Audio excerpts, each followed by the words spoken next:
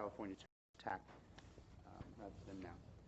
Okay, this is an official meeting of the governing body of Borough of Bloomingdale on December 12th, 2014. The date, time, and place of this official meeting was faxed and mailed to all local news media, posted here at Borough Hall. There is no early executive. We're going to go right to our presentation. Before I turn it over to Bob from Time Track, we had met our presenter at the League of Municipalities Conference, and Bob's company, Time Track, is just that. They have a system of how our employees can punch in and how we can track hours and get it to payroll. And the goal is to see if they will provide efficiencies for finance. So tonight we have Sherry with us, our treasurer, and Chief Burrell. Chief, everyone was talking. I didn't get to introduce you to Bob, but we'll do that in a moment. And being that you are our largest departments, I would thank you for being here to hear Bob's presentation, and then we can discuss, if it makes sense for the borough to continue. Tony kind of led the charge in this. Everyone, I think, here, except Dawn Rich, we're not at the conference. We're met with Bob, and we were at his table, his booth, for quite some time and went through it. But here we are to have everyone hear about it. So, Bob from Time Track, I'm turning over to you. The floor is yours. Can I put this on? The red light is on. You're good. I'm good. Thank you. Good evening. My name is Bob Barbito. I represent Time Track Systems. We have had a New Jersey state contract for time and attendance systems for over 20 years. The product that I'm going to talk about is currently under state contract. Our 3-year contract is now running 7 years. And today I was down to Trenton to submit the new proposal for the new contract, which will probably take about 6 months to go through the chain of command down there. But basically what a time and attendance system is and what it does is it tracks your employees based on your unique pay rules. Each employee or each department certainly has different rules. The software will be programmed by my company. We will provide a survey where you will tell us what your rules are. We will program the rules into the software. The software is parameter driven, and what that means is that you can go in and you can change the rules, or whoever is authorized can actually go in and change the rules. We offer a multitude of ways to track employees. The particular item that I'm going to talk about today is called a ESS BioTouch clock, and it's a very, very powerful clock in that it's flexible and it offers a lot of options. So you can decide if your employees are going to be entering information through a biometric clock. They also have the option to input through a computer. If you have a small department, I think you have one department here that has 2 employees, and you probably wouldn't want to purchase a clock. But what we can do is we could actually have those employees, if there's a PC at that office, they can punch in at that computer. So the way it would work is the employee would go to the PC, they would go to the little time clock that's on the computer. That would be, that PC would then have what's called terminal server. So the employee would go to the clock, they would enter their number, they would enter an employee number, and as a secondary level of security, you can make them enter maybe the last 4 digits of the Social Security number. And the concept is they may give a fellow employee their employee number. I'm number 100, but they normally wouldn't give their social out to anybody. This system has a feature called terminal server, which means that we know that that employee logged in at that computer. So basically we're identifying where they're logging in from. There's also extended software that allows employees to log in from smartphones or iPads or any item that would have internet connectivity. So that's really a policy issue that you would define.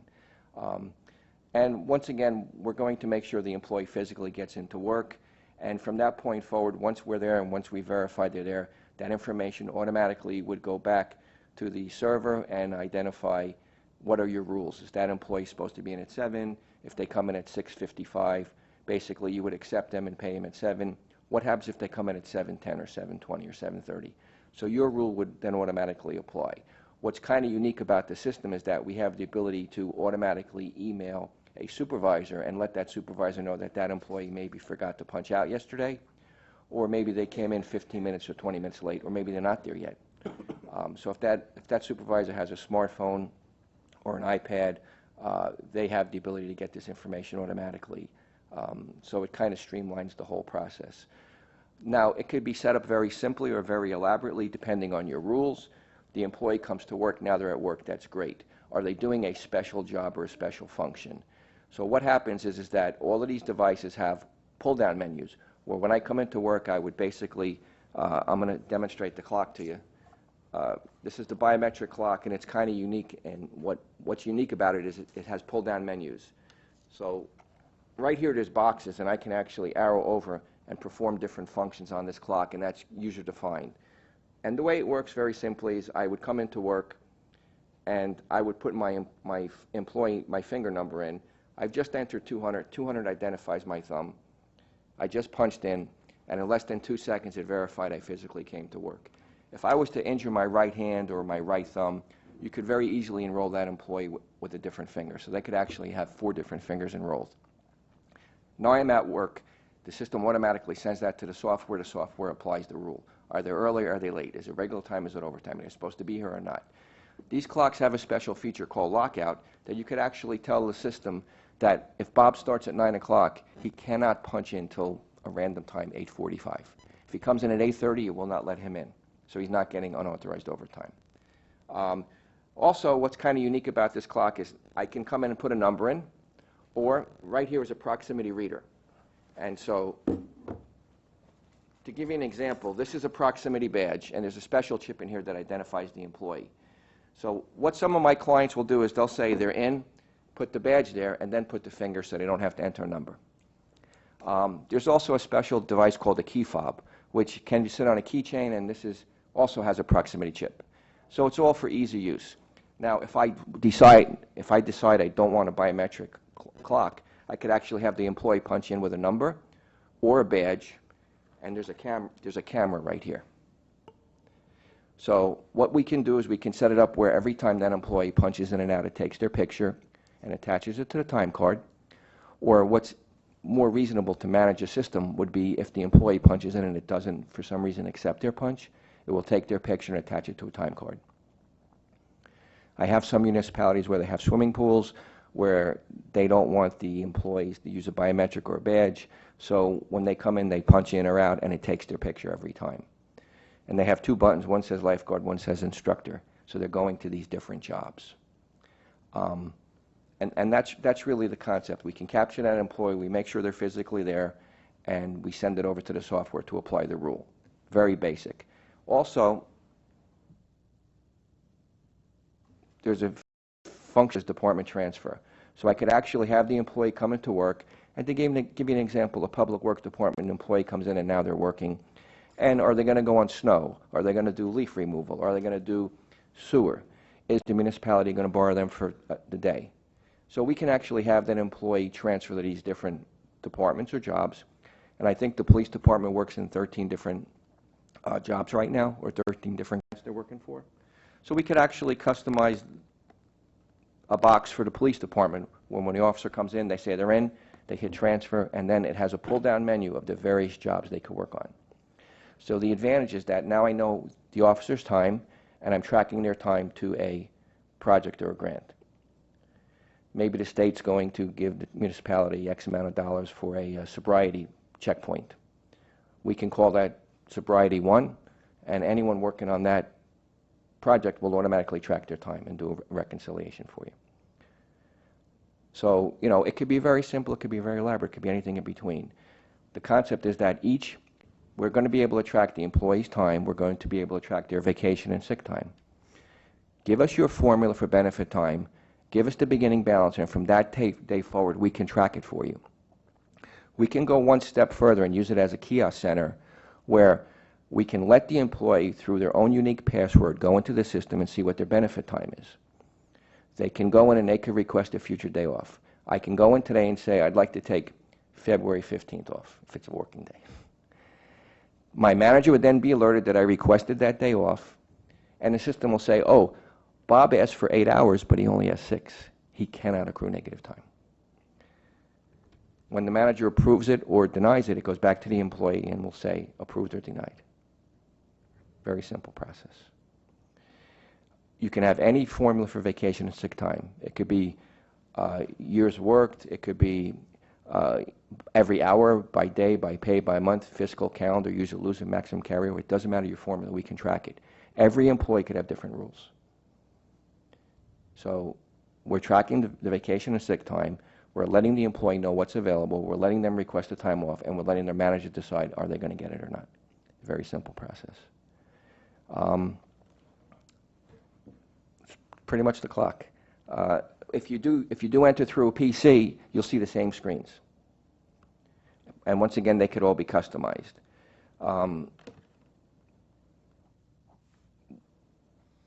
We also have the ability to have a lookup feature at the clock. They can look at their schedule. They can look at how many hours they worked. They could see their benefit time. Once again, you don't really need for them to do that at the clock because they can have the ability to do it through a PC. So my password is unique to me, and I have the ability to look at my information. If that employee forgot to punch out yesterday, and if they have a smartphone, would you want the system to alert them that, hey, Bob, you punched in yesterday, but you didn't punch out?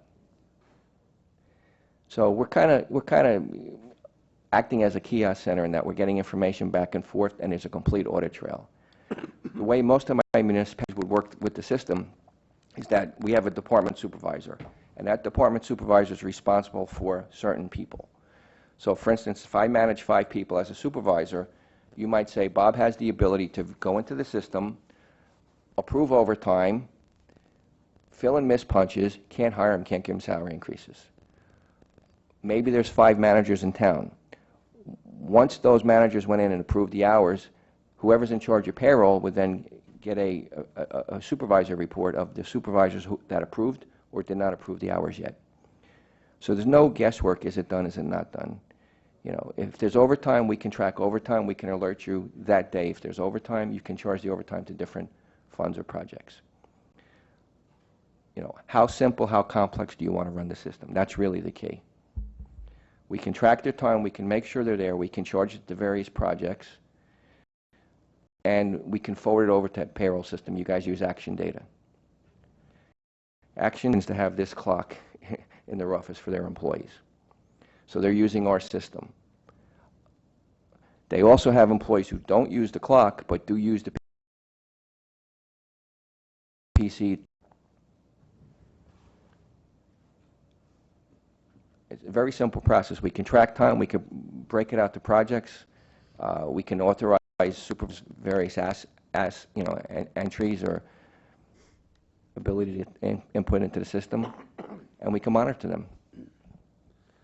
The question, from the beginning, you set up our rules, you know, employee X has, 10 vacation days, or you start us out, right? Right. Well, right. We usually like to use hours because, if a person takes a half a day or a quarter day or eighth a day, it gets crazy. But, you might say we have 5 different rules, and, some people, if they're here a year, get 2 weeks, and some people get 3 weeks. All right. So, but you'll give us the beginning balance, and you'll give us the formula, and from that day forward, we will track your benefit time. And then in next year, that employee X has, another, additional changes. Right. Whatever they get. So that's something we would then. No, you would give us the form. You might say if they're here a year, they get 2 weeks. If they're here 5 years, they get 3 weeks. If they're here 10 years, they get 4 weeks or months. Yeah, and we'll track it for you. And So exactly. no longevity, I guess, is what you're asking. Well, in other words, so that 3 years from now, we don't have, our managers don't have to modify. Unless you guys have a new rule or a new Contract. contract or something, I understand. Okay.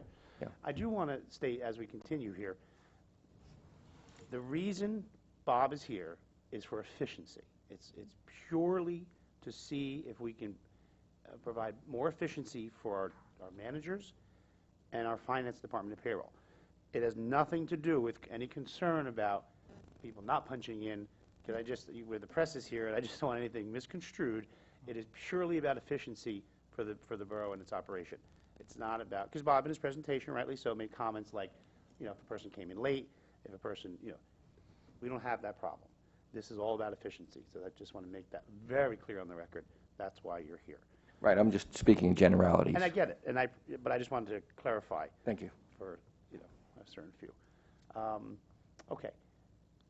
Before we talk about cost, you gave us, it's really not an expensive item to do.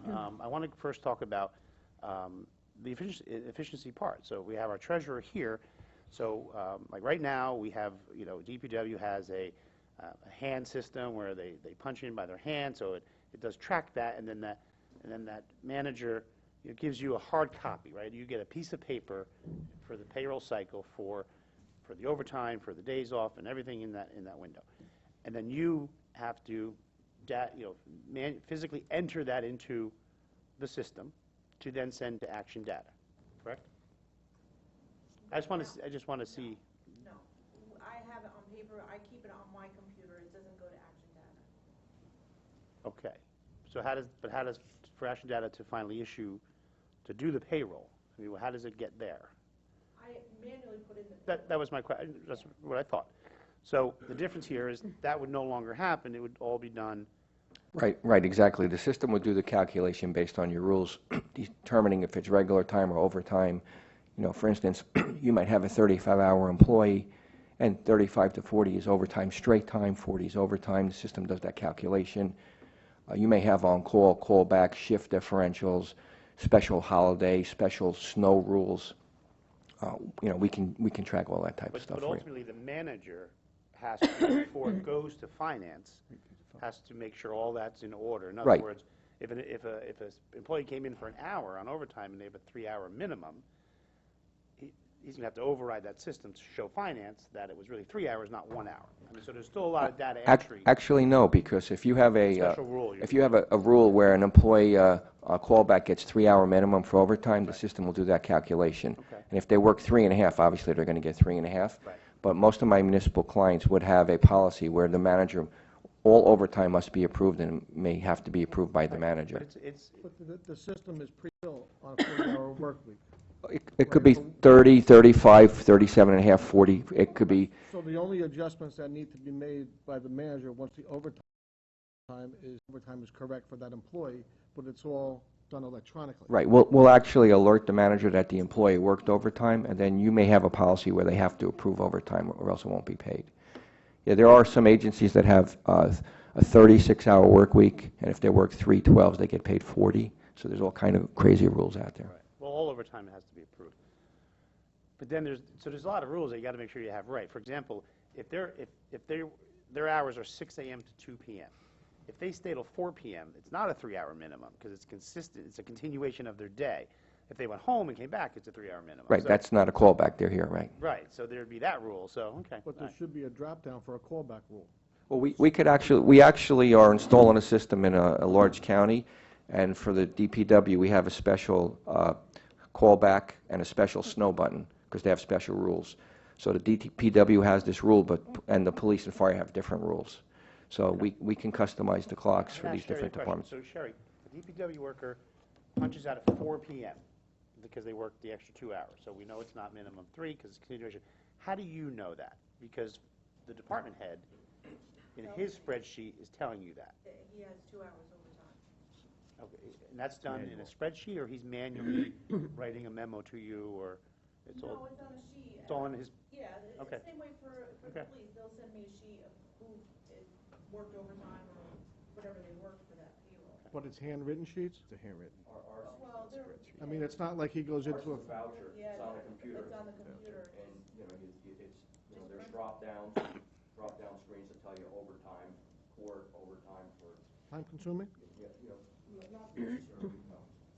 So we have a voucher system set up on every desktop that the guys have their name, all their pertinent information, so they just click on their name and it does that. Now, the crossing guards don't have that. They're actually, that's a handwritten sheet. But with this system, we can add every employee part-time, doesn't matter.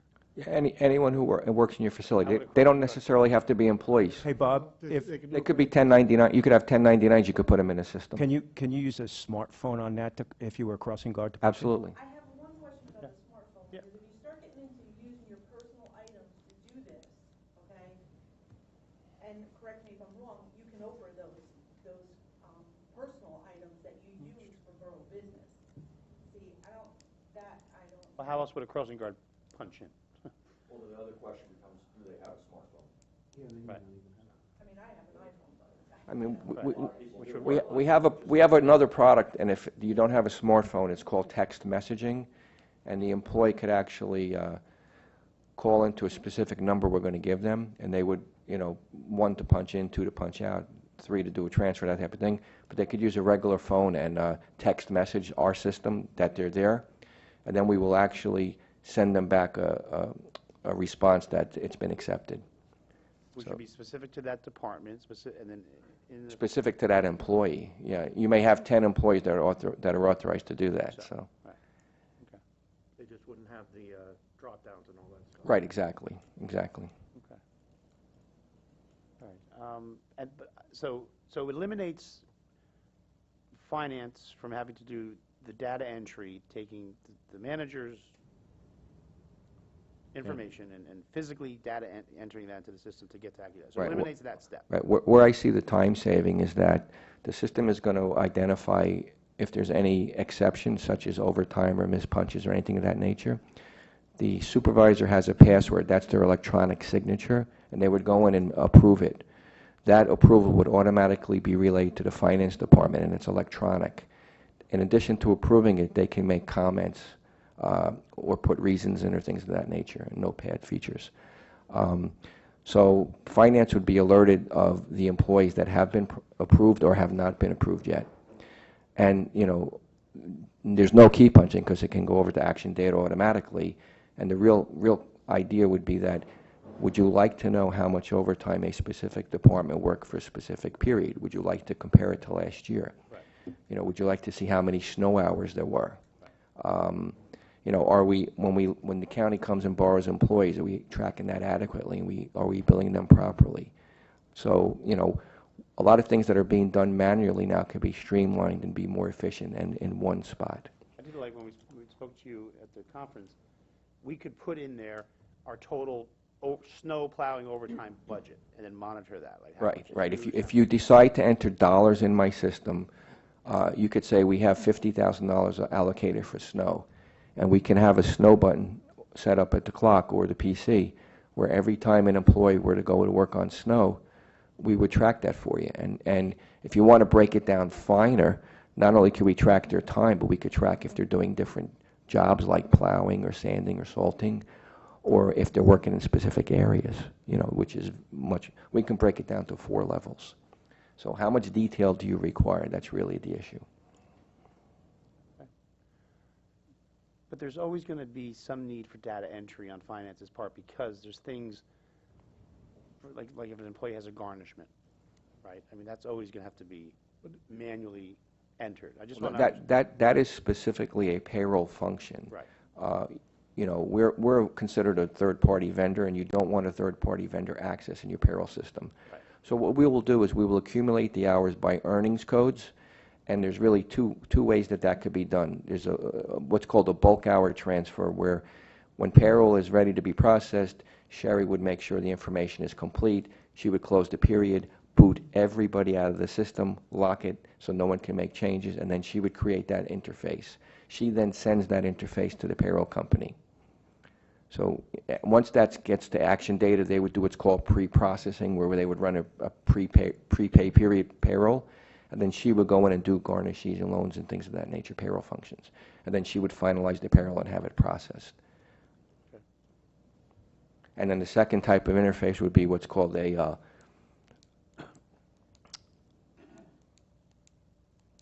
I forgot. It'll come It's late. It's late. Basically, you're going to break the hours out to different categories. You're going to say Bob worked 10 hours in Department 1 or 10 in Department 2, whatever. It's called a labor distributed payroll. So those are really the 2 types of payrolls. There's also a thing called the payroll by exception, where everyone gets paid their regular 8 hours, and we're just going to send the changes over. So that, you know, you can really approach that differently. Any summer employees you have working for you, you can put in the system. You can track them. It's very easy to do that. Any 1099s you have working for you, any consultants, maybe a carpenter's going to come in and work on the municipal building for 2 days. You can track their entering and exiting, put them in the system. This clock could be used for access. It can open a door. It has a relay in there. It will complete an electronic circuit. Can it start my car? Next year. Right. Chief, any questions? I mean, I know this is a quick presentation. I have a program that has a lot of these features already. I can track all of those things, overtime, hours, guys, you know, benefit time, you know, vacation time. They can log on. I can do a lot of those things, minus the payroll. You know, really, the only thing that would affect me is a clock punching in and out, and/or how I get my, payroll to Sherry. Really, everything else I already have. Chief, does it track your benefit time by formulas, that you load your formula in and then goes from that point forward tracking it? Or do you load a starting balance in January? It tracks it. Okay. It tracks it. But by a employee coming in and just doing a touchscreen when he comes in, does that eliminate the time that he has to go sit at a PC, log in, do all that stuff when this takes, this, I'm sure it would. to save time, I'm just, No, they don't, right now, we don't do that. we don't do that.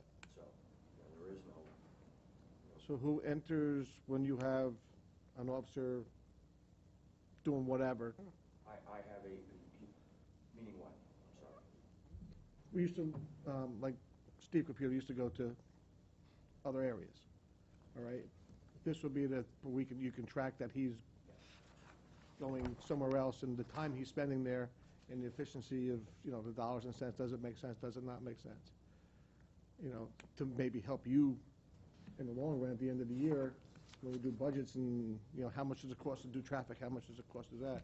A guy goes in and I'm doing traffic today up on 287, that guy's going there for X amount of hours, we're spending X amount of dollars, or we getting that back on a return. Like, this is, to me, this whole process that we looked at is not only just to save time, which time is money, but it really is to see where our dollars are going in different departments. And then when we come back and do budgets, and Sherry does the budgets and everything, you can actually see what you spent on traffic, what you spent on snow removal, what you spent on leaves, and maybe we have to make adjustments in our budgets to make it work better. Like Don said in the beginning, this is more about efficiency and getting us better, controlling our dollars versus, we don't have a problem with people being late. Right, right. We don't have any Yeah. problem with any of that stuff, as far as I know. I mean, Right. I never heard any of that. But to make the borough run a little bit more efficient, I think that's what this is all about. And if we do go with this, it's really getting the employees to buy in, that we're not tracking them. Sure. We're tracking what they're doing, but for other reasons. So, I mean, a main feature is that the employee has the ability to go in and view their benefit time. And if it's a Saturday and my wife tells me, I want you to go on vacation in June, it's like, okay, let's see what I have available and let me request it. And, they don't necessarily have to be in the office to get this information. Maybe Sherry's not feeling well today and she is at home and she wants to do payroll. Well, one of the main features with the cloud is that she could be anywhere in the world. As long as she has internet access, her password allows her to get into the system and do what she needs to do. Sold, and she can go on vacation now.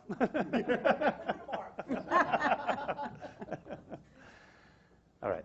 The other benefit is for the employee and for the managers to see, instead of how much does this guy have in sick time, how much is vacation time? It's for where I work, when I put in a number, if they have it, it tells me. If they don't, it says you're short by 3 hours. Well, I mean, the advantage is that it shows the employee what they started with, what they've taken, what days they've taken, and what's available. There's no questions about If I go to Sherry and I say, hey, Sherry, how much vacation time I have left? And she says, Bob, you have 32 hours. I go, 32? I have like 100. Now what happens? Someone has to go into some file and pull out that information and track it. Now it's all Does the automated. employee get, like, when he logs in and asks for 8 hours vacation and the manager approves it, he gets it, right? When the employee Yeah, gets a notification yes, that it's approved, is it an email notification or is it just to hear? It could be set up where they can have 2 email addresses. It could either be emailed back to the employee, or when they sign in, it will tell them that, it's been approved. Because an employee can request it at whatever time in the morning, and then go out in the field and do their job, and then Right. the manager later, 2 hours later, goes through his stuff Or her two, stuff. or 2 days later, yeah. 2 days later, Yeah. and then the employee's not around, you Right. still have to be notified. Yes. I just, so, we have to make a decision. Well, yeah, again, Bob offered, and I don't know if it'll be this week, because just the holiday schedules and year-end crunch, to come in and do what'd you call it? I could actually do a live demo of the actual software. Right. So, I can have a go-to-meeting. You could be anywhere. I'll send you the invitation. If you want to see the software, it takes about 20 minutes. right, but I would say you would come back and I would have the chief and Sherry, and you would just run it exactly Right. what we're talking about, Right, actually exactly. see it, here in the office, and I'd ask whoever was available. Well, all the department heads would be there, sure. Have a benefit from it. Or I could do it tomorrow at 10, I'll give you an invite, you could see it online. You could do it Yeah. anytime tomorrow, you know, Yeah, that's not going to happen. okay, or Friday. No, again, the week is shot already. Bob, the integration on the Edmunds side, can you tell us how Action? Yeah, we Data- actually interface Edmunds payroll system, but you don't have Edmunds payroll, you have Edmunds financial services. So what happens is that, for instance, the police department has 13 different jobs or grants or projects or whatever they're going to work on, and each one would be uniquely identified, and we would have the pull-down menu at the PC or the clock of that particular job. So when the officer comes in, they come in, they hit the transfer, identify what they're doing, and then that would charge their time to that project. What happens is at the end of the pay period, at the end of the day, we would track that employee worked 8 hours, 4 hours on job 1, 4 hours on job 2. And then in the transfer from our system to Action Data, we would send over those hours by earnings code, and then Action Data would actually break it out by GL code. We don't break it out by GL code, that's a payroll function, you know. But ultimately, But the answer is, yes, we'll send it over with the Edmunds. correct code to Action Data, who then sends it to Edmunds. If you were using Edmunds, They don't send it to Edmunds, I have to physically put that into Edmunds right now. okay, Yeah. because they can do that. Well, they can give you the report, they can't physically go in and do it to Edmunds. Well, I think they're sending it over for some clients now. Well, how would they know what line items to charge it to? Well, if for instance, if you have a July 4th function, that would be a specific line item.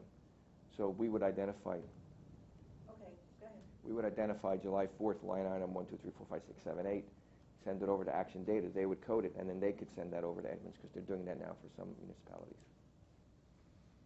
Okay, well, okay. that's assuming the employee entered all the drop-downs correctly. In other words, trying to think of an example, an employee, Yeah, because you only have employees that work in different departments, like every single day, are paid from different right, areas. right. Like if an officer's in and he starts his shift on regular traffic or patrolman work, and then he's going to go cover traffic for PSC&G job, Here's the pull-down menu. right? That's the kind of example you're talking about? Like, Well, things like that, yeah, I Right. mean, they could be doing Right. 10 different things during the day. and you're able to, I can based on the chief's report, what employee X did that day, you know where to charge that payroll. And there may be employees like myself that get paid from various departments. Right. You know, depending on what I do for them. Now, if, in the example of the patrolman, starting here today, and then you send them to do whatever, they have their laptops in their vehicles, correct? Yes. Would they be able to access this program from their vehicles? Yes. To make the change? As of long as they going- have internet going to connectivity. traffic Yeah. the second half Well, of they the have day? two choices. Either they, you know, if I come in, for instance, at 7 in the morning and I'm doing my regular job, and at 11 I get transferred to traffic, at that point, the employee can transfer, and all they need to do is enter their employee number and the job. The time is automatically captured. If they wait till the end of the day, then they have 3 pieces of information to enter. If they wait till the end of the week, then they have 4, because now they have to put the day in. So if they enter it when they do it, it's precisely accurate, and it's very quick and easy. But it could be adjusted after the shift? It could be adjusted after the fact, before the end of the pay period. And the supervisor could also do that, too. The employee doesn't necessarily have to do that. For instance, Public Works employees come in, and maybe they're working in the park, and 4 hours later, they're going to go to a sewer. The supervisor can then transfer them, because the employee's not going to come back to do that, probably. Right. I mean, currently now, it's all being done by the department head on when they submit final payroll, Sherry, who did what and where and how. So I'd rather not give the employee another level of, For some of our employees, the department head would ultimately do we're that. getting tablets, we're doing Dashboard. dashboards and stuff like that. We can. Well, they have the ability to do it if you decide Right. to allow Right. them. I'm just saying, I think the department head needs to be the one to charge, so it's all done. Well, Right, you know. ultimately, the department head is making the change of work schedule. He's going to confirm at the end of the day that Yeah. Yeah. it was done properly. Because to Sherry's point, you got to make sure everything's to the appropriate line. Mhm. For example, like a. Could there be corrections made if the employee does it incorrectly? Sure. They can go in and make Yes, the change? definitely. Yeah. Okay. Yeah, now, the supervisor would review it. Or review it before it would go to Sherry? Yeah. Correct? Yeah. All right, well, we're going to definitely need a live, you know, showing. Sure. And will email me tomorrow some dates, okay? I just, between now and next week, the holiday, it's just going to be really difficult to do. I know, just with meetings and I know your schedule's full already. I don't know, you might have a few days off between the holidays, so, yeah, because I want everyone there. What's that? It might have to be right after the new year to just do a live run for us. And then I'd ask the GovOps committee to sit with the department heads and just make sure everyone's on the same page. And it is, I don't want to add more work, but I want it to be efficient, quantify our hours and productivity and all of that. So real quickly on cost, like right now, before you go, we purchased our machine at DPW, right? So we don't pay anything other than payroll service with action data, active data. There's not a maintenance contract or something on that? No maintenance contract. If it breaks, we buy a new one, right? Chief, you have no costs currently involved other than your labor of... Scheduling program. Right. Your costs are not that great. It's just lease option, there's a purchase option, correct? Right. Well, I think a hosted solution's a good choice for you because the software comes in modules, so you would get all the modules. You would get the time and attendance, the labor, the history, the vacation, the sick, the scheduling, the employee information center. So you get all the modules, you get unlimited users, unlimited access from anywhere in the world. And the price structure is based on active employees. So you only pay per active employee per month, and then you rent the clock. All right, so give us, if we were to have 3 clocks in town, Okay. what would be my monthly rent Well, on that? each clock is $75 a month Okay. for the price of the clock. That includes maintenance and upgrades. Each clock could be customized. The screens could be customized for you. And the employee charge would be $3 per active employee per month. Per month. And that includes maintenance, upgrade, support, everything. That's it. Okay. And next year, if we come out with a new clock that makes coffee, and you want to get rid of the old one, you can just swap out for the new one. So you're not locked into, buying a product that may eventually become obsolete. Right. And we have no contract. If it, we So- have a remote location for our water department versus the DPW. Yeah. But they have PCs there. So Right, they'd that- be able to, That's free. That's included. Free, that's Right, included. right. Yeah. So really, I I just- mean, if you wanted to, if you wanted to, you could have everybody in town on a PC and no clocks. interesting. And the features are all That's the just same? entering your code. There's no fingerproof, photo-proof. Well, in that situation, once again, the employee has an employee number, and I'm number 100. Everybody knows I'm number 100. But what you do is you put what's called a personal identification number in, which could be their social security number or the last 4 digits of the social. And the theory is they would not give that to an associate, or they normally wouldn't give it to Right, an but you could associate. still Because log- that's an honor system. But you could log in from anywhere then.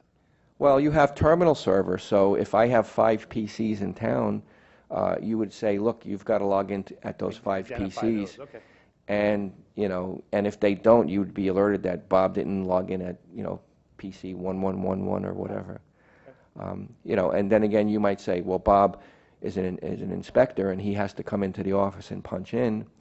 But when he's out in the field, he can use a smartphone and charge his time to different projects or, Right. locations, however you want to structure it. All right, there's going to be more questions, I'm sure, and particularly from the staff when we do the walkthrough. Does anyone have anything at this moment? Okay. Again, I thank you for coming in the late hour. It's just, you know what it was? The entire council wanted to hear it, and the only way we could do that is in a public meeting. It's my pleasure. So we thank you for that. I assure you I'll speak to you before the end of the week to firm a date for the presentation. And I'd ask council members, if you can, to try to attend that. I know it's tough with jobs to be here during the day. And then we'll go from there. If you need me in the evening, I'll stop by. It doesn't matter. Right, to show a drive. I mean, more importantly, the walkthrough is for the department heads. I don't think these guys care, how it actually works. You just want to make sure it's efficient and good for the borough. We want to make sure it's efficient and smart for the staff, and that's who has to ultimately help us make the decision of the department head. So, everybody good with that? All right, we thank you. Thank you for your time. We're going to take a 5-minute recess. We're not going to resume until 7 p.m. due to that, how we advertise, Jane, correct? Okay, so we are in recess till 7 p.m. Thanks, Bob.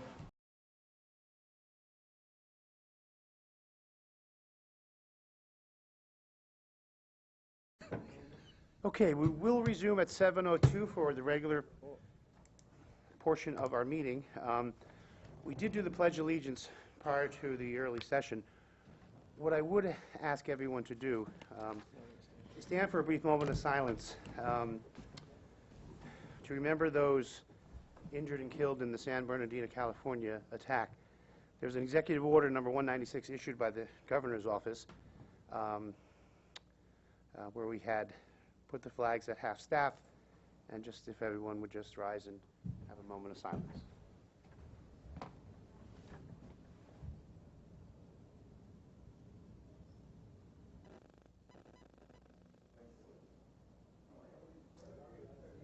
I thank you. Those families and those lost are in our thoughts and prayers.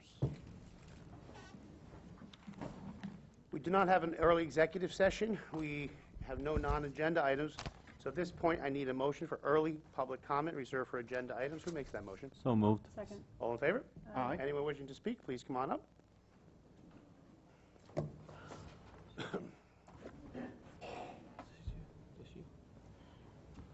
Before Ms. Huntley begins, I do want to That's what I want to address. clarify the record. Last meeting, when Ms. Huntley was questioning my salary, my raise, and all of that, I did misspeak, and I mentioned it to Jane after the meeting, and then Ms. Huntley opened something. I do get health insurance opt-out, okay, for $5,000 for not taking employee health insurance. There are a total of 10 employees who do, and so that would be a cost of $50,000 to the borough. Total 6, I think. I have 1, 2, 3, 4, 5, 7, 8, 9, 10 I have on my list. That's the list, 10. You were given the list. Yes, I didn't recall being 10, I don't know. honestly, without, 10. So that's 50,000. And again, if those 10 took insurance, it would be in excess of 180,000 in premium. So there's a substantial savings. The other thing, I'm not sure if it was all of this governing body or partial of this governing body. We changed it. It used to be 50% of the premium saved. So if the premium for a family was $22,000, the employee got $11,000 if they opted out. That was changed, partly due to their state statute on the ruling that max is $5,000. So there's savings for the opt-out, so it is an incentive to offer that because there's substantial savings. And there's also a savings from 3 years ago where the borough used to pay that opt-out a lot more money. So that's where we are. And I did misspeak because you were asking about my raise, my car, blah, blah, blah. Yes, 3 times. Yeah, okay. So again, it's clearly on the record. It's nothing that deliberately being hidden because you can obviously clearly find out I do get opt-out. So I just want to clarify that before you speak. So the floor is yours. Okay, then I have to ask again, then why are you collecting opt-out? Because the only reason you would get opt-out is because you're not taking the medical benefits that you would supposedly be entitled to. Since you're not entitled to it, why are you entitled to the opt-out? But I would be entitled because But I'm you're not entitled to it. You said you were not going to take benefits. So if correct. you were not going to I take do not take health insurance benefits, but So then although I'm therefore- entitled to do so, because No, I am well, a you full-time specifically borough employee. stated- You specifically stated when you were made full-time mayor that you would not be taking any benefits. Correct. Therefore, why are you taking the opt-out? Because that is only Okay. for someone who is not taking medical benefits that they're entitled to. Just for the record, Borough Attorney Fred Semrau is here. How are you, Fred? Good, thank At 7:06. I stated on the record numerous times, and it remains the fact, I do not take health insurance benefits from the borough, but I am eligible for opt-out because I am a full-time borough employee. But the only reason you would be eligible for opt-out is if you were eligible for the medical benefits. I am eligible for medical benefits. Stated you were- I've chosen not to take them. Well, then how could you take the opt-out if you've chosen not to take the medical benefits, and the only reason you would be getting the opt-out is because you're not taking the medical benefits? That doesn't make any sense. Well, let's try it again. I'm eligible for health insurance, okay, but I've opted out of taking it. So therefore, I am not taking health benefits from the borough. But I am eligible, because I'm eligible for health insurance, for opt-out money. And I will state for the record, although it's private business, but I'll state it publicly, I get my insurance through my wife, I know you through said that. her job. That's why you said you okay? didn't need the medical benefits. Right, but let me tell you this. I pay $7,500 a year in premium for my health benefits through my wife. I would be paying less than $1,800 a year if I opted to take it from the borough. My max out-of-pocket is $5,000 on my wife's insurance. It's less than $100 on the borough's insurance. So the coverage and the savings would be quite large for me if I took the borough's health insurance, but I still choose not to because it is a substantial savings to the borough. Well, the question still comes to me is that you said you were not taking any medical benefits from the town. And I You don't. are. You're taking that $5,000. That's not a medical benefit. It's in lieu of the medical benefits. It's the same, I you're do not taking it. take health insurance from the borough. That's the So fact. then you misrepresented yourself when you became full-time mayor as to what you were going to be getting. No, I did not. I clearly stated I did not take benefits from the borough, health insurance benefits. Taking $5,000 of opt-out benefit from the borough. I have stated in the past numerous times, I do not take health insurance benefits from the borough, and that is saving the borough in excess of $17,000.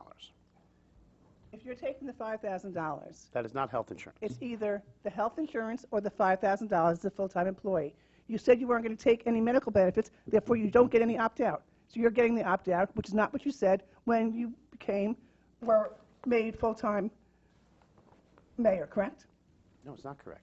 Well, it is. I do not take health insurance benefits from the borough. I mean, come on, that's clearly the fact. Perhaps you should just agree to disagree on the Yeah, viewpoint well, on we that. have, yeah. Okay, well, let me ask you another question.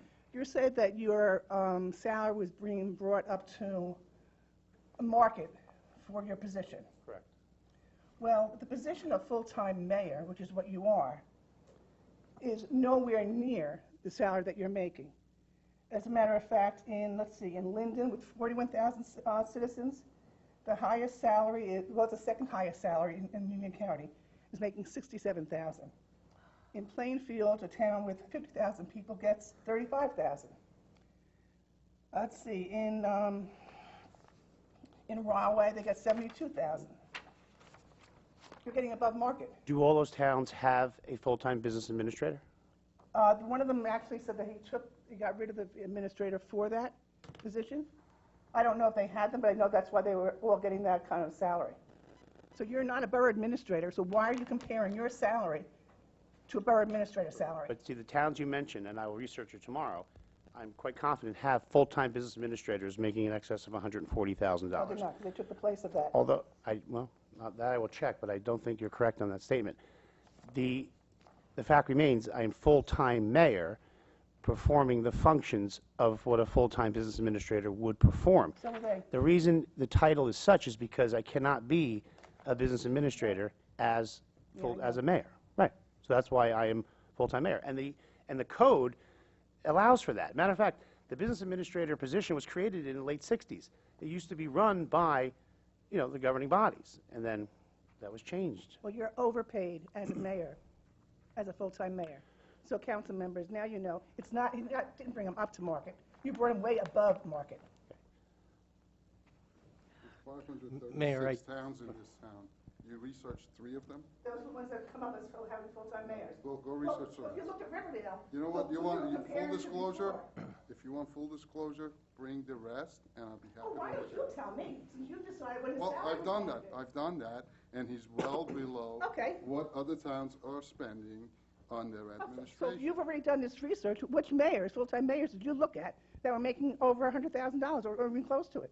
No, I don't have to look at full-time mayors. You don't have to? All I had to look that your at job? is what they're spending in other towns to run their administration, and Oh, we no, are no, no. saving substantially No, in you're not. comparison. Stop playing with the words. I'm That's not what playing you're with the doing. words. That's what you're doing. I'm playing with the Listen, words. Linda Obviously, Huntley doesn't like you John are playing. Dunleavy. It's got nothing to do Just with put the whether I news out like there, John okay? Dunleavy or not. You've been busting his chops It all has night. nothing to do with that. Yes, The it fact is that he is not a borough It's all about administrator. that. and he's Linda, you ran against him, you How lost. would you It's over. stop it? Why don't you grow up? It's over. Can I ask you a question? Yes. Those people that you looked up in those towns, and I don't know, do they hold other positions within those towns? One of them actually has their salary split between 3 different departments. Does their salary increase from those Nope. other departments? No, they just split it. You mentioned Riverdale. They used to have a full-time mayor, not any longer though. Correct. What was his salary? 50-something. For how many residents in Riverdale? I don't know how many residents were in Riverdale, 'cause they didn't have a full-time That was his total mayor anymore. compensation for the entire year was $50,000. Right, That's but how right, many yeah. residents in Riverdale? Less than 2,000, right? I don't believe that's correct. Yeah, I think there's only like, what, 23 line items? But Right. at the end of the day, we made a decision and voted for John to become a full-time mayor for the dollar he's getting. No matter what they're doing, we made a decision for John to make this money, because we have no intentions of hiring a borough administrator.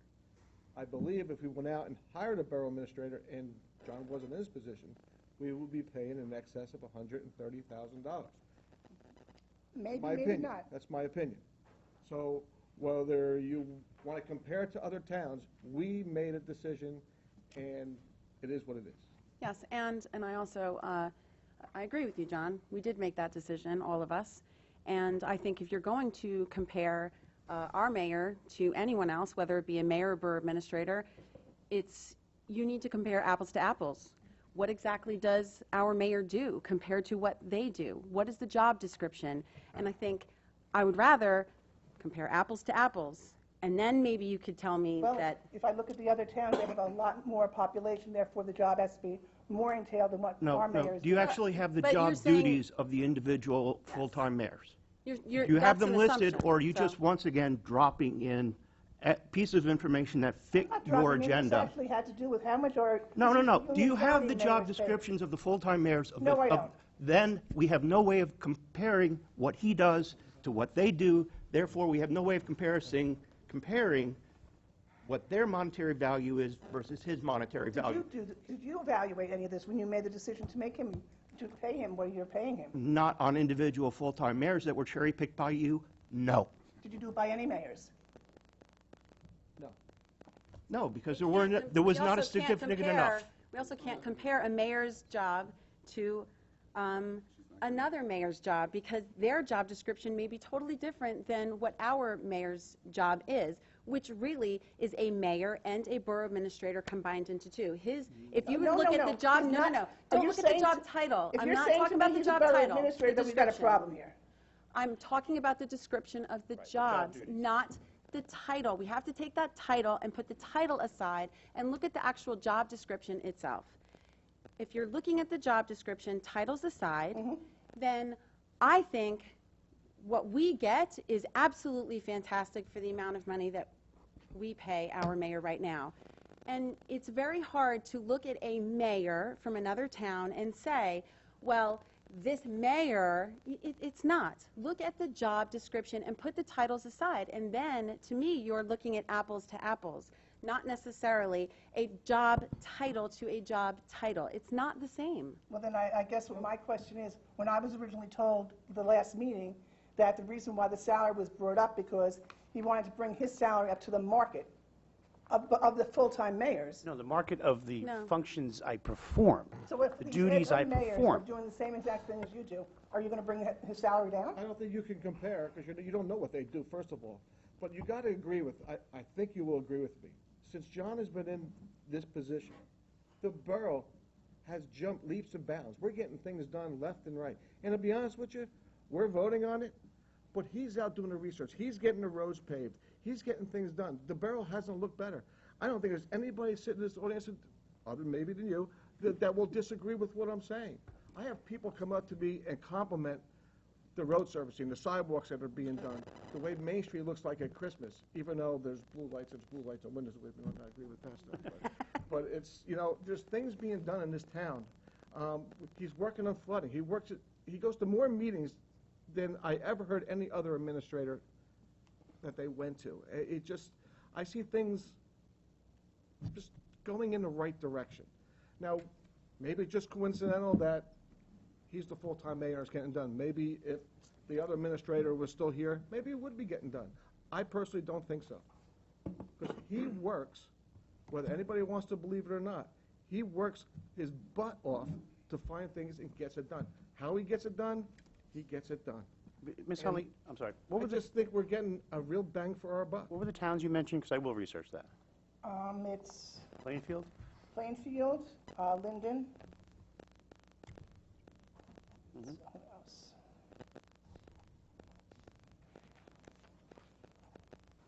Edison, I guess they get 79,000. Okay, I'll research what their roles are and whether they have business administrators as well. Like, for example, I know the Jersey City mayor, it's full-time mayor. He makes well in excess of $140,000, but they have like 3 business administrators as well, so he's not. No, I know, I understand that, but my You can't point, compare Bloomingdale to that. No, I'm not We were comparing. trying to compare Riverdale before. They only have like just over 4,000 people, residents. So that's smaller than.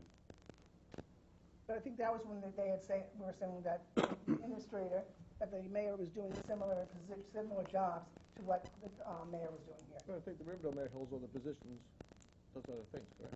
Well, for that, Ex-mayor. for the 50-something thousand was for being full-time mayor and acting as the administrator. But he did others. But that was for other towns, made other Right, money. but I understand that. That but- was separate from So above he's that. not, I don't know. But So in maybe fact, he was making more than 8 hours? $50,000 a year. Not from Riverdale, not from Riverdale. But he was making more than $50,000 a year Not as a person. but he had other jobs, not related to Riverdale. How many hours did he work a week? We don't know that. There you 8 go. hours a week. Did he work 40 hours a week? Did he work 8 hours a day? Supposedly did, I don't Did he do know. a half? We don't know that. You're not comparing apples and apples. Yeah, what if I'll he be only honest worked, with you, I wouldn't waste what your if he time only worked researching 10 it. hours a week for I'm Riverdale? curious. I'm curious. He worked a lot more than 10 hours a week. You know that for a fact? Yeah, I do. How? 'Cause I know him. You know him. You actually, like, trailed him for, No, but I've spoken to him. I've spoken to a lot of people. I don't know how many hours they put into the office. All right, so, Well, maybe you don't ask the right questions. I don't know. But at the end of the day, we made a decision, and this is the Yeah, decision I we're would- sticking with. And I we would have to might not totally agree with it, but- with Councilman D'Amato. I believe we are getting a very good product, and I think we are paying an appropriate rate for it. I know you don't agree, and that is certainly your right. That's right.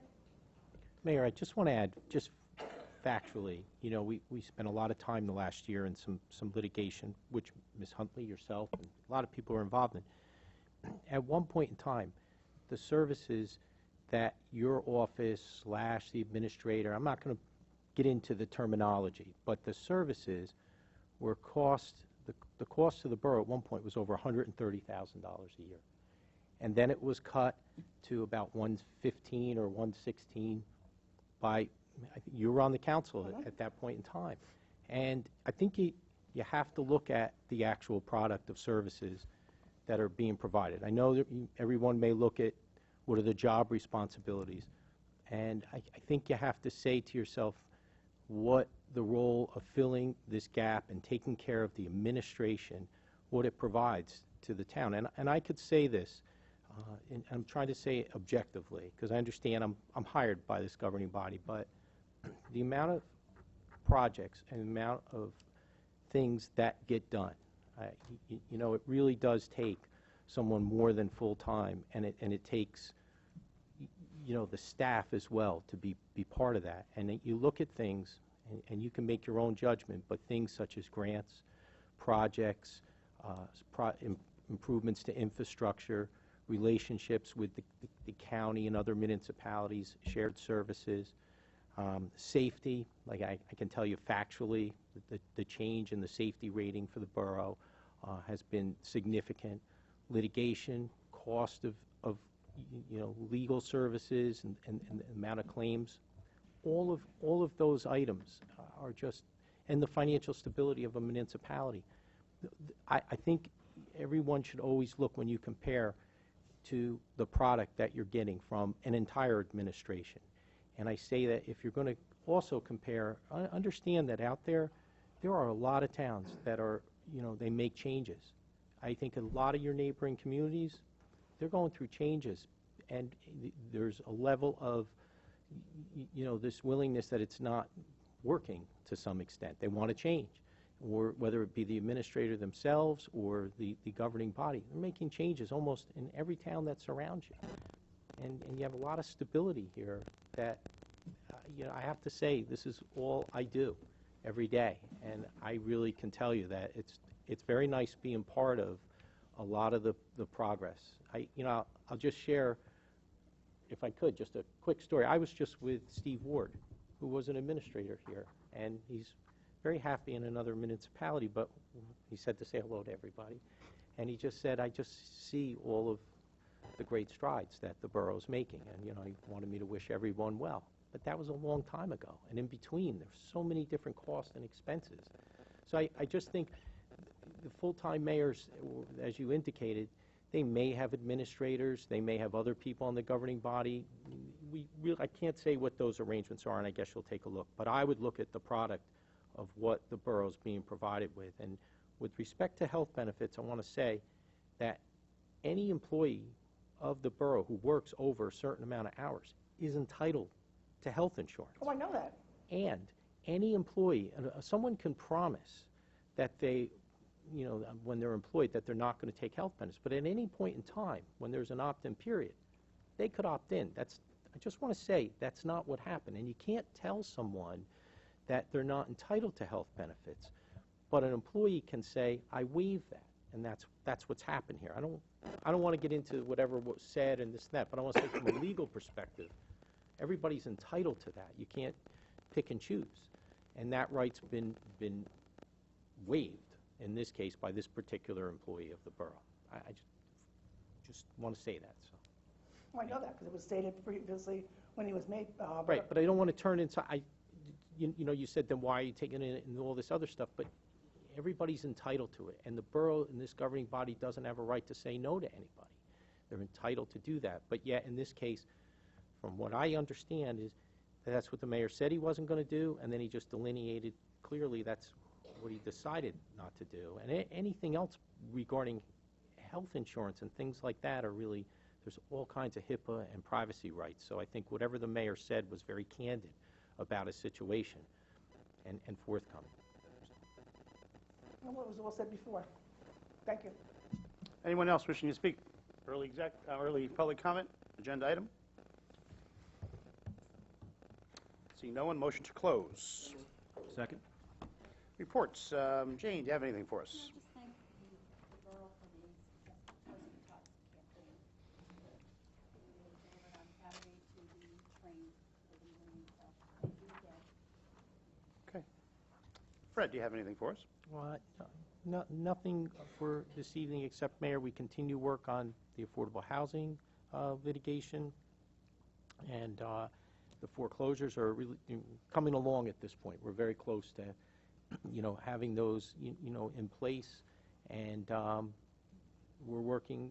You and I continue to work on that rehab project, and I think everything else is, pretty much day to day as far as operations. All right, thank you. Thank you. Any council member have anything? I just wanted to say that the Treps Marketplace was last Friday. Yes. And it was once again another wonderful event by our middle schoolers who once again proved their ingenuity as junior entrepreneurs. I know it's an $80 ribbon cutting for me.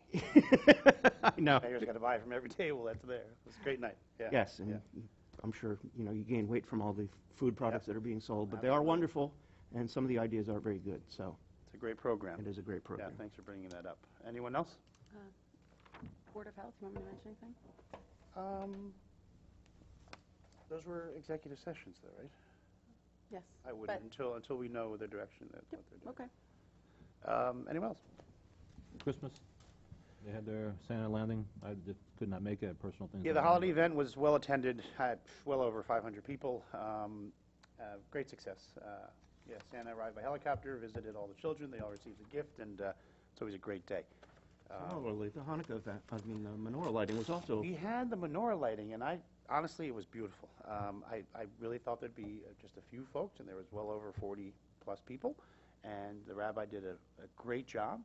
I think I'm the first Irish Catholic kid in my family to light a menorah, which was very rewarding for me, and it was actually a very special evening, and it was nice to see a lot of our residents attend. So as far as a couple comments from me, January 5th is our reorganization where we will swear in Mike and Rich for their next 3 years, and I will give a State of the Borough comments that evening as well. But I just want to wish everyone a very, very Merry Christmas and a very happy, healthy holiday and New Year. We did have a very good year. We talk about the improvements, we talk about the infrastructure. We've paved over 60% of our roads in 3 short years, with more to come. We have invested in our utility, and matter of fact, I should have at our next meeting the findings from the water we have recovered and saved through our leak study. to pass on hopefully at least a stabilization of rate to our users. We are diligently working on the flood mapping. It's in FEMA's hands, and I'm hoping within 60 days that comes to conclusion. You know, a lot of things are not in our total control. We had our walkthrough last week with the community, with ISO and FEMA for the community rating system, which by October they think it'll be completed, where we will save 20% to 25% premium reduction for those who must still maintain flood insurance in the borough. And the list goes on and on. Again, I'll highlight more in my comments, but I thank the council for your due diligence and your commitment to the borough. And I thank our staff, which you know, I do regularly, and I will have a little holiday celebration, and I'll thank them personally. But Sherry's with us this evening, who just works above and beyond the call of duty, and I thank you, Sherry, for all that you do for our borough. It's amazing, actually, what you do. And Jane, again, just, you know, as we always nickname the glue of the borough, just keeping it all together. And you know, we have a really great team with all our departments, and the borough is actually benefiting as a result of that. So I thank all of you for that. And again, I'll have additional comments, but enjoy your holidays, and we shall move on. Mr. Mayor, is there any update on the economic development study yet? Excuse me? You closed on that Riverdale project? Yeah, Councilman, I'll address you one moment. We did close on the sale of our sewer capacity. $1,047,000 was deposited Friday into our account by selling 45 and change gallons of daily capacity, 45.5. So $1 million into utility surplus, which again helps us continue our investment into infrastructure and also stabilize the rate, because it is a high rate, and hopefully someday be able to reduce it. Councilman mentions the economic study that was authorized on the Mir-Tilcon conceptual plan. We're waiting on final drafts, and you know, we will bring it to the council once we have such. You know, it was quite. I've been emailing regularly as far as, you know, when are we getting it, because I think originally it was supposed to be 6 to 8 weeks, and it's quite an extensive study. Looking at home values, effects on home values of such, and the like. So again, once the final draft is here, the committee will meet, and then we will present it to the entire governing body. So I'm sure early part of January, I hope we'll get that going. We also met with Ken Nelson, our affordable housing consultant, to honor the judge's request that we have our affordable housing plan. And remember, the borough has not had substance certification since 2004. So we now have it, temporary immunity, and we'll have a COA plan to present by March. First, they need to go to the planning board and review some ideas for our affordable housing component and amend the housing element, again, all by March, which is the judge's order. So we're in a good place. Actually, we're in a great place compared to that we've been in the last 20 years on the Mount Laurel issue. So, but thank you. I need a motion now to approve the consent agenda, which is minutes from November 24th and December 1st. Who makes that motion? So moved. Second? Any discussion? All in favor? Aye. Okay, pending item. This is second final reading and public hearing for 23-2015, amending Chapter 4, General Licensing, Section 4-2, Peddlers and Hawkers. Public notice statement, please. Mayor, this ordinance is posted in the bill and published in the Herald News. Copies available to the public for motion being made that be read by title. And who makes that motion? So moved. Second? All in favor? Aye. Okay, that would be an ordinance of the Borough of Bloomingdale in the County of Passaic, State of New Jersey, amending Chapter 4, General Licensing, Section 4-2, Peddlers and Hawkers of the Code of the Borough of Bloomingdale. Thank you. I need a motion now to open the public hearing. So moved. Second. All in favor? Aye. Anyone wishing to speak to 23-2015, please come up, state your name and address for the record. Now's your time, Scott.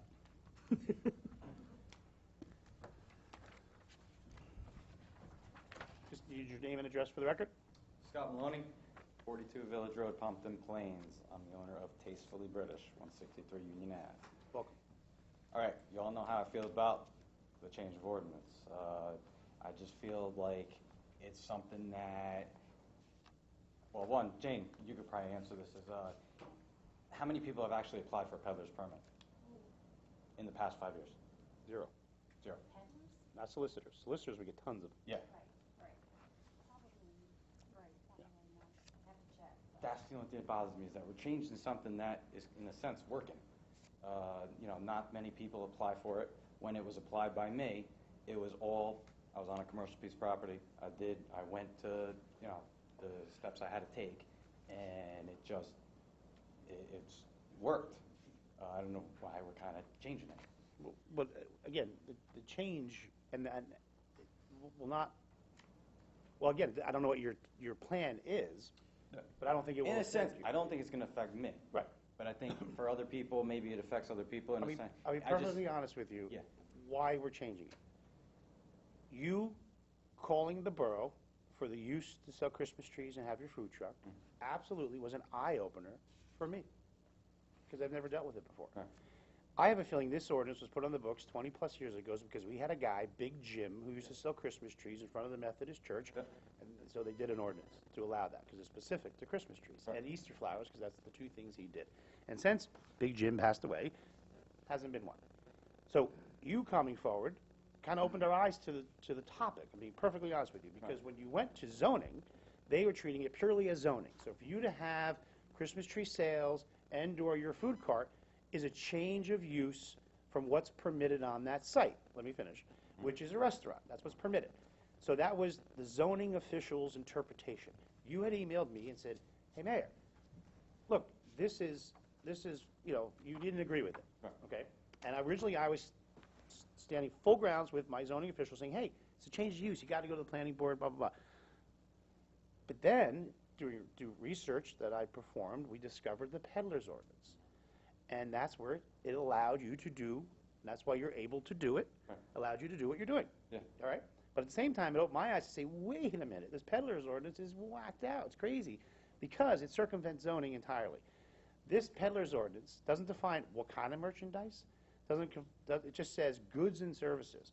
So that means a person can set up in their driveway and sell whatever they want to sell 365 days a year by paying a $200 peddler's permit fee, which in my opinion is crazy. And it just, your application opened the eyes to it. So what we're doing is simply defining that you can still get one, but it has to be in a business zone, which I think makes perfect sense, because I don't want hot dog trucks in residential areas. Okay. And I know your position is ultimately the chief of police can Well, say no because there's not parking on you know, Oakwood Terrace or wherever it may be, and I agree with you, but this is better because it has to be in a business zone. Okay. The other thing we're doing is limiting the food cart to a maximum of, what, 2 renewals? I think it was 60 days. So I think this says 30. so 60 days It says is for 30. holiday It's for sales. holiday So in other words, so someone like yourself Right. can do Easter flowers for 30 days and Christmas trees for 30 days. And an ice cream man can do a permit for, he would be a food, see, it's different. That's where I'm But saying it's is different, what- there was some, you there don't was wanna some limit way an where it ice cream doesn't guy for affect the ice 30 cream guy, days. where he could still do the summer. I don't have the ordinance in front of me as far as, there was a way, because it was stationary, it was food cart, it was something where he'll still be allowed to do the summer. We're not after stopping the ice cream man, which we haven't had one in a couple of years in Bloomingdale. Right, yeah. But we're not, that's not our goal. Yeah. Our goal is to stop, which hasn't happened, but I'm preventing it from happening, running rampant with circumventing zoning. So forevermore, if you want to do what you're doing right now, you'll be okay. For 30 days, that food truck can stay there. Now, if in the back of your mind, you're thinking, no, I don't like that because I really wanted my food truck there 365 days a year, I don't support that, because that means you should go to the planning board Well, that, yeah. to get your use changed. That's When what you that- build your To change the use for that. catering yeah. hall or your kitchen, whatever you're going to do, Right. go get your use, and then you'll be permitted to do it. And I agree with that. I guess where I don't agree is, you know, you're taking more government and installing into, now it's got to go through the council. Is that in this ordinance too? Yes, Right? correct. You're going to incorporate Dan in this too? It was, So it has to go through Dan zoning always was. council for a peddler's permit that hasn't been applied for in 5 years. You know, we're just, I was perfectly honest with you, because your incident opened my eyes to it. I know. I'm just being honest with you. I'm Because you know what? okay with- It's just more government and more. No, just, it's controlled. You know why? Because Lena's restaurant Right. tomorrow can sell used cars out of her parking lot under a peddler's ordinance, and I can't stop her. That's crazy. That's crazy. crazy. And I'll tell you what, this has been referred to the Ordinance Review Committee for further review, because I want to define what can be sold, so someone can't sell automotive parts in their driveway in a Well, I business think a zone. lot of it is eliminated by the chief of police saying, you can't sell Christmas trees out of your driveway, because the chief is not going to give them permission, there's not enough parking. You're not going to be able to sell guns on Main Street. I know that was a joke the last council meeting, but the chief of police has ultimate say here.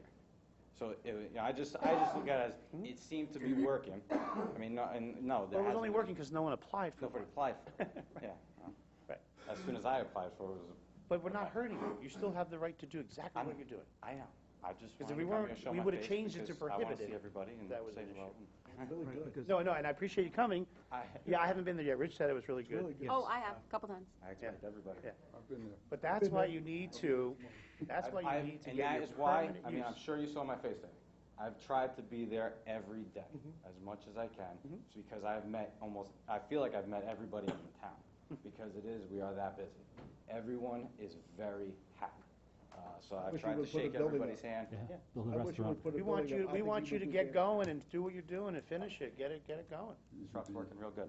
Yeah, but it's not gonna stay a truck. We need you to do Put more. Thatcher McGee's out of business. Build a building that looks like a truck. No, he wants to build a pole barn Here's for the idea is, catering I mean, I'm business. going off subject, but the idea zoning is, thing. we are gonna run the That's what he catering wants out to of that facility. So there is gonna be a warehouse, be in front of the planning board very shortly, as soon as we get on the docket, and because that's the core business. That's where logistically is a great, that's the reason why I bought it. The restaurant came on secondary as, well, it is, it could be a good location. It's just, right now I gotta get the catering facility, that's the hub, where all those trailers get parked inside, and we go from there. But, in the meantime, I'd Take probably. part of the building in the front and make it a takeout place? Well, that half of the coolness and what is working on that property right now is people love walking up to that truck. I understand the town would rather a restaurant, but the coolness right now is the truck is there, and people like that. So let's kind of, So he- listen, I'm going to shut Mr. Reader, down. he can go to zoning, and he can change the zone, and he can put a food truck there then? If they 365 days if they in a approve the- perfect world, okay, he should okay. go in front of the planning board for his pole barn, for his catering business, and ask for an auxiliary use of the catering truck, and have it, you were saying before, that whole little ridge line, little park-like setting, get I your would make fish and it gorgeous. chips, Yeah. go sit on a park bench. But you gotta go get zoning, because the new peddler's permit will only let you do that for 30 days. Right, and mine expires the 31st, so we will be shutting down the 31st. Correct. But you can pull another one in January for 30 days. No, it's too cold. Thank you. But no, we thank you for being here. We want you to succeed. We want you to make the investment. Again, we'll tease you forevermore. We wish it was a pub with, Hey, but I hey. listen, once the pole barn goes, there's plenty of room still up front. We still didn't completely rule this situation out. It's just we gotta get, catering is the business. Sure. That's what we do. So we But gotta, You get the property works permitted perfect. use, I think the place looks a lot better scot-free, now. no pun Uh, intended. that- Yes, it's cleaned up. 100%. Scott, Absolutely. thank you. 100%. All right, Yeah. good. I'm glad we're all. Good. Can Thanks, I Scott. ask, Yeah. I wanted to ask the attorney, I mean, in the current situation where the chief of police reviews it, I mean, how much discretion is he allowed in his decisions? Or can he only say no for certain circumstances that are legally? Well, he's somewhat limited by whatever you have in the town code beyond, unless he felt there was some type of, public safety concern. Right, that was Yeah. that was what I was thinking, is mainly he's viewing it as a safety issue, whereas as it coming to the council, we can say, does that make sense there or not? I know, I know our chief of police, and he isn't gonna say no for not a good reason. Right, of course. Again, I just think that the ordinance just was too broad. And not for Scott, specific to Scott, it's just too broad. Like I used Lena's. Lena's Right, can well, sell the used problem cars. is not only is it open to our eyes, but now that it's become public, it's open to everybody's eyes, so Matter of now fact, that you've said people can do that, the they first could. thing I did. What's that?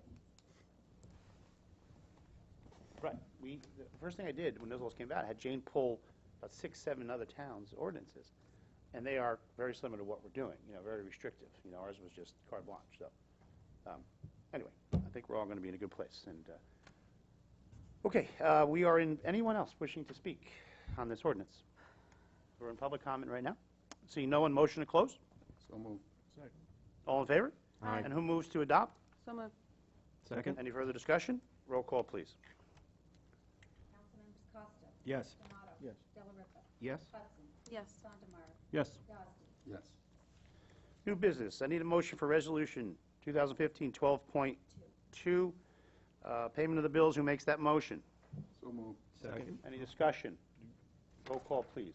Councilmembers Tomato. Yes. Delariva. Yes. Hudson. Yes, with the exception of PO 15-01671. Sondemire. Yep. Yazdi. Yes. Costa. Yes. Next, I need a motion for Tax Office Resolution 12.3 through 12.5, tax overpayment court refunds. Who makes that motion, please? So moved. Second? Any further discussion? Roll call, please. Councilmembers Delariva. Yes. Hudson. Yes. Sondemire. Yes. Yazdi. Yes. Costa. Yes. Tomato. Next, I need a motion for Resolution 2015-12.6, Chapter 159, Construction Services for Livingston Board of Ed District in the amount of $2,355. Who makes that motion? So moved. Second? Any discussion? Roll call. Roll call, please. Councilmembers Hudson. Yes. Sondemire. Yep. Yazdi. Yes. Costa. Yes. Tomato. Yes. Delariva. Yes. Need a motion for 2015-12.7, authorization for sick leave for sewer and water employee. Who makes that motion? So moved. Second. And that employee's doing well. He's actually returned already, but we need to document the time he was out for his event. All in favor? Aye. Item E, discussion in regard to implementation of a safety zone in Borough. I read in the trends that Kinnelon was looking about doing an internet transaction safety zone, and I reached out to the chief, and he is a fan of the idea. And what I'd like to do is, again, talk about it a little bit. I sent you an email of what the sign would look like, and it's just that, an internet transaction safety zone. So if an employee is buying something from Craigslist, we would designate the rear of Borough Hall, which is well lit now, as you can see, cameraed, and by the police station. So they'd be safe in performing their transaction from an internet transaction such as Craigslist. So we don't need an ordinance. We don't even need a resolution. It's just something that, Parking spot. well, it's not even specific parking spots. Just we would designate the parking lot. And I would put a sign at the front directing you to the rear of the lot, and then a sign in the lot saying, here's your zone. I just think it's a good will, and I absolutely stole it from Kinnelon. But when I Googled it, a few other towns, Berlin has it, a couple other towns, I forget who else. So I think it's something, and I just would like the blessing of the council if I'm okay to move forward with that. The cost for the signs were $200, and if I can make it happen, I'll do it this year. If not, we'll do it next year. Is there any liability if something does happen? Fred? Yeah, I think, Title 59 gives municipalities immunity to help the public and get into areas to help the public. And if something goes wrong, the only way you'd have liability is in the event there was something what they term so grossly unreasonable, that it would attach. So my answer would be, generally speaking, no. But I don't really our believe. parking lot is owned, we share, but owned by the Bloomingdale Fire Department Incorporated. Okay. But I don't believe that that's where he's talking the safe zone would be. It'd be out here, not where, We're putting a sign up somewhere, but it could happen anywhere because the parking lot is. Well, I would designate the exact area then. If it would comfort the council, then I would somehow do yellow lines, say this is the zone, But it would be on the borough piece, yeah. But great question. But 159, as Fred says, should give us protection. You hear about these awful stories, people getting mugged, selling a car, buying a car, or whichever. If the council's okay, I'd like to proceed, and, it's not done by, actually, did we talk about a resolution on it? I don't think we have to. That's fine, that's fine. I think we can add a resolution at our reorg, just as one of their routine resolutions each year. I mean, because nothing stops anybody from doing it anyway. I mean, if No. I was going to pick a spot, that would be a good Right. spot to meet Correct. somebody. Right. This just, gives them the idea this is a good spot to do it. Okay? Is everyone okay with that? All right, good.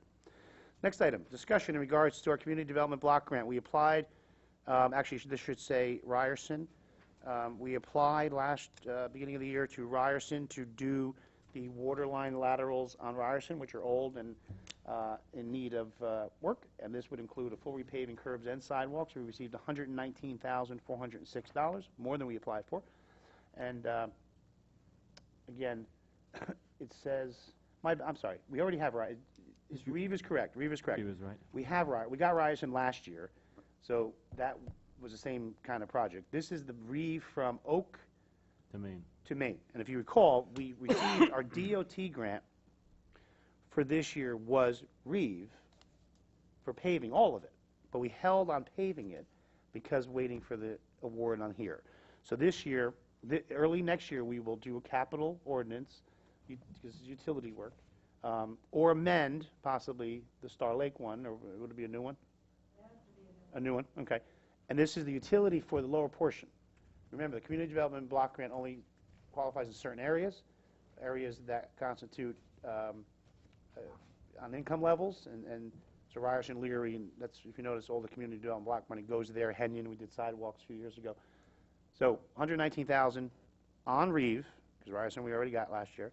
So then next year we will pave all of Reeve, do the utilities in the lower portion, at the same time complete Ryerson, which has already been funded and awarded, or funded, not awarded. Okay, just wanted to bring you up to speed on that.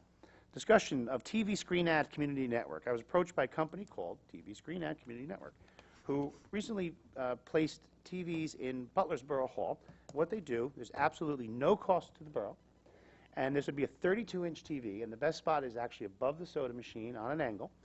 And there's, again, no financial obligation. There's a contract I'd have Fred review, but, you know, obviously we didn't like it. In 30 days, we're not locked in for any period of time. We can get out of it any period of time.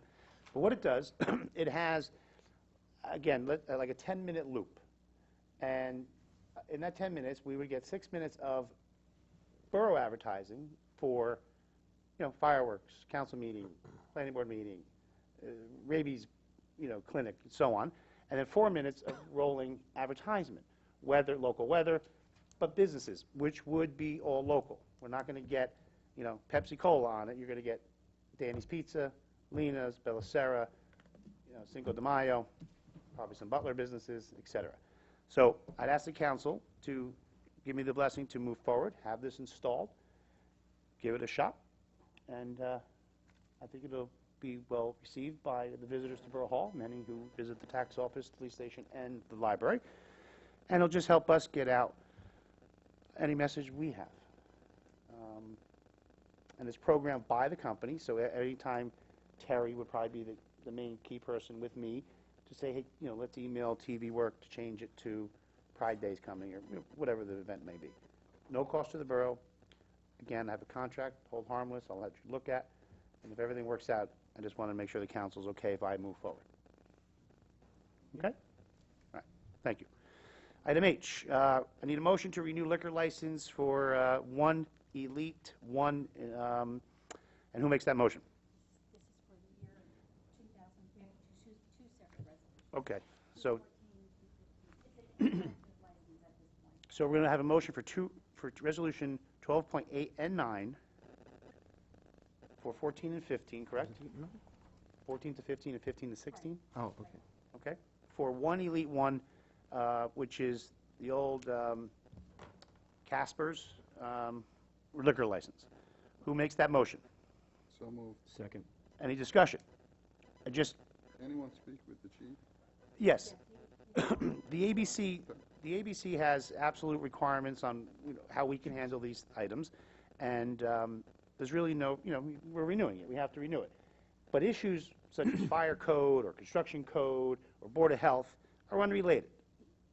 Liquor license is renewed, but if this business wants to reopen, those issues are separate. Right. And those will be dealt with by the appropriate departments before he can open, regardless of having an active liquor license. We're just renewing it as active. Okay? I'm sorry, did I have a motion on that? Yes. Roll call, please. Councilmember Sondermeyer. Yes. Yazdi. Yes. Costa. Yes. Tomato. Yes. Delariva. Yes. Hudson. Yes.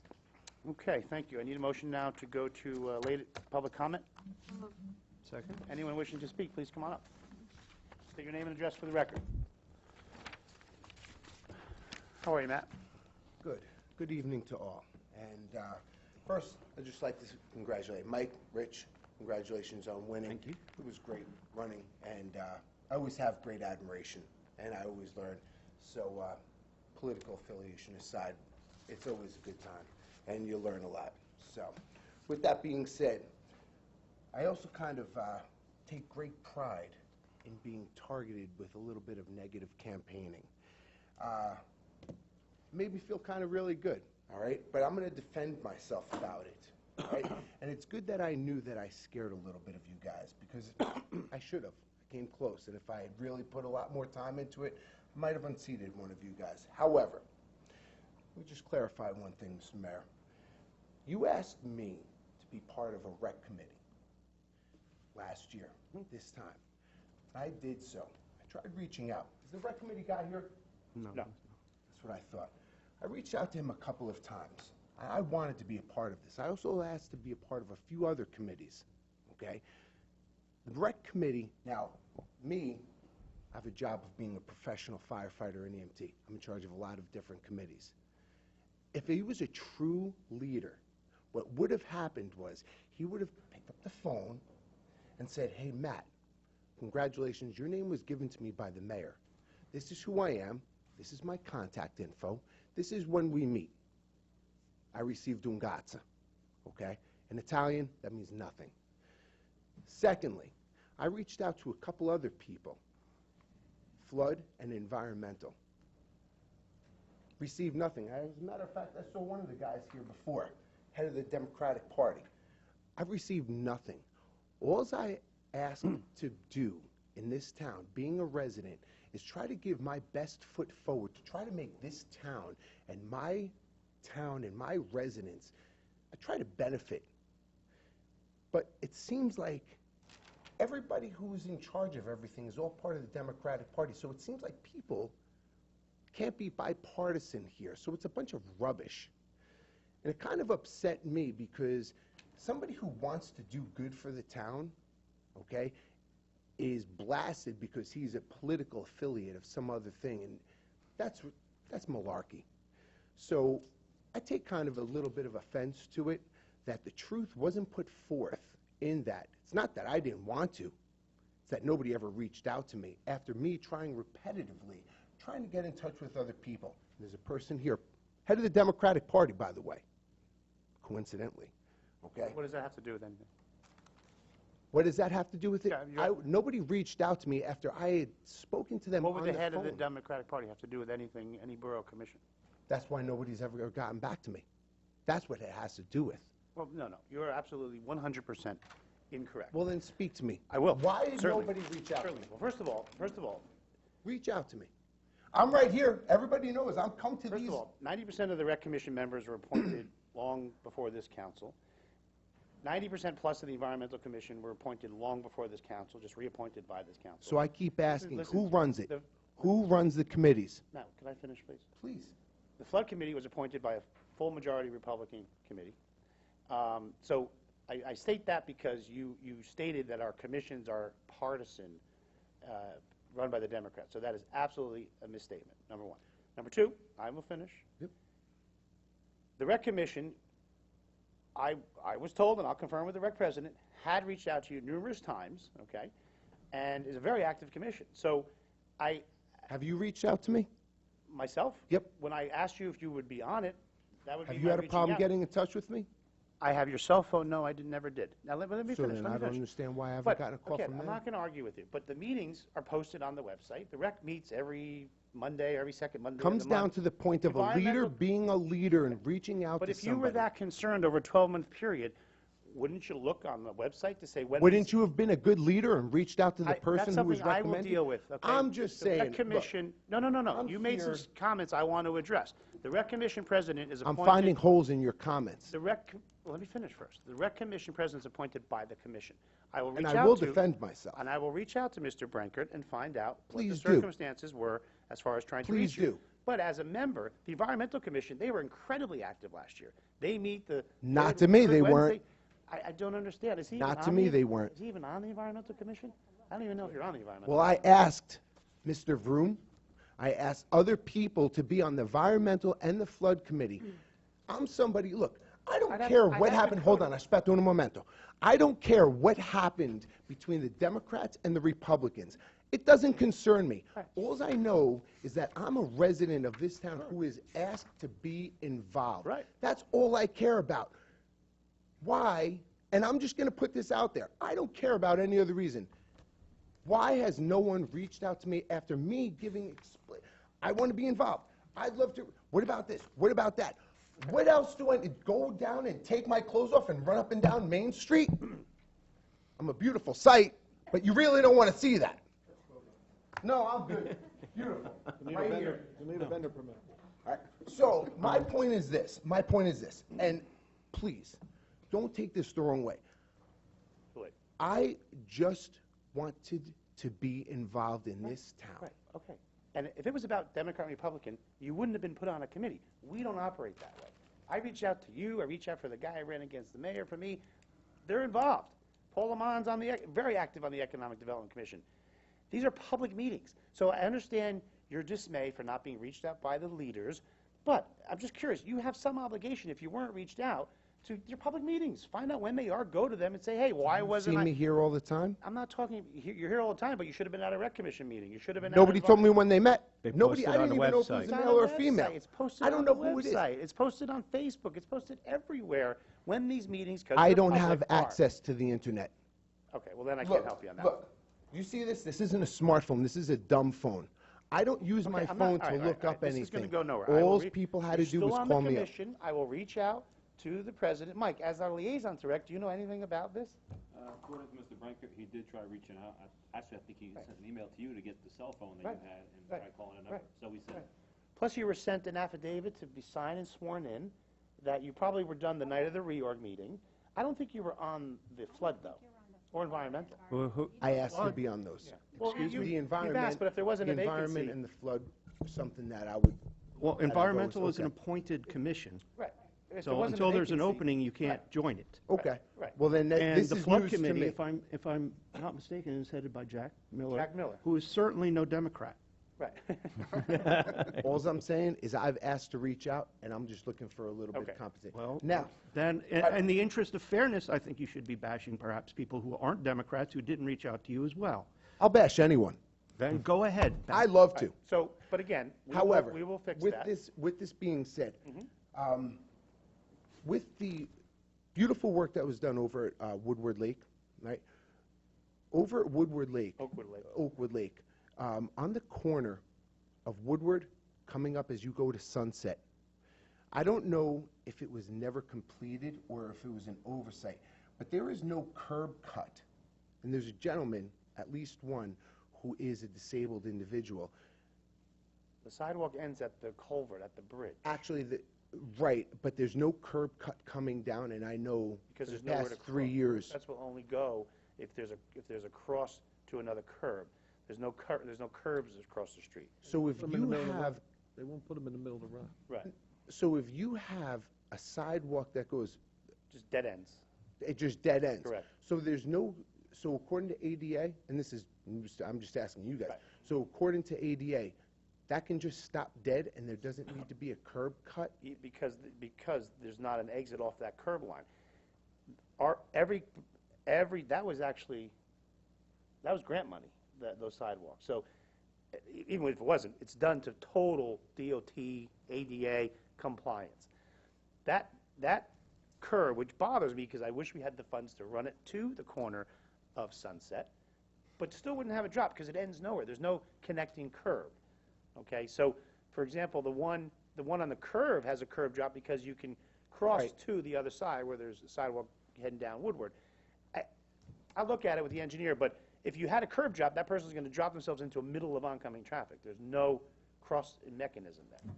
But there's a reason for it, because it goes to nowhere. What's your concern? Is there a Well, there's person? any- My Your concern concern is was this, a particular is that there was person? a gentleman, yeah, and also I've seen on a couple of occasions elderly individuals, and also this gentleman who utilizes a wheelchair, and also myself when I had my son in. Matter of fact, the gentleman who used the wheelchair called me after that project and raved. He was so happy that now he was able to, walk the circular area with the wheelchair.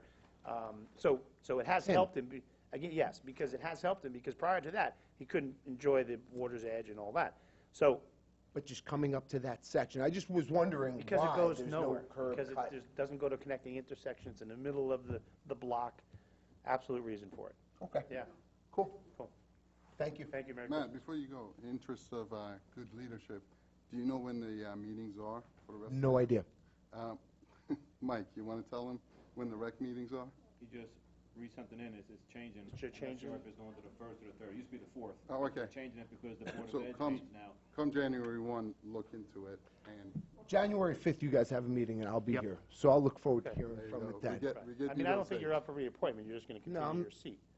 So, I just want to be here and do something Good. for my town. and that's why we put you on. Thank you.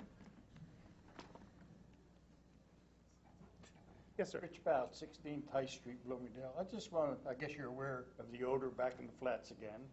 Yes, I am.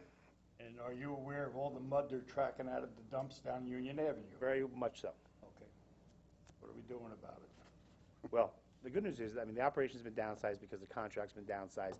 'Tis the season where they're just starting to move it and rock and roll it. It didn't help that we had the rain at the same time they started doing it. You know, I'm told in a matter of next week, the volumes will be gone, the odor will be back down. You know, usually there's cold weather when this happens, so you don't get it now.